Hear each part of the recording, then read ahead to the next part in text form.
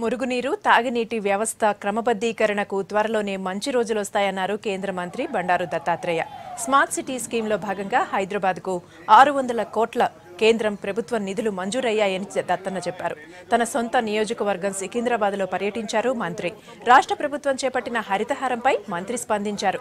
చెట్లు నాటడం మంచిదే అయినా వాటిని పెంచే లక్ష్యాన్ని అందుకున్నప్పుడే పథకం సాకారమవుతుందన్నారు.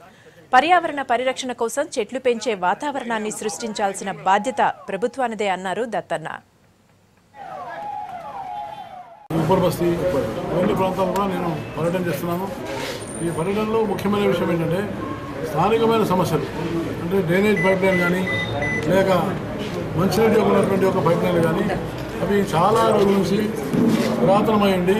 ఇప్పటి వరకు వాటిని మార్పు చేయకుండా ఉండడం వల్ల ప్రజలకు నీటి సరఫరా రాకపోవడం, మురుగునీరు కాలువలు సక్రమంగా లేకపోవడం ఇది చాలా ప్రధానమైనటువంటి సమస్యగా అయింది.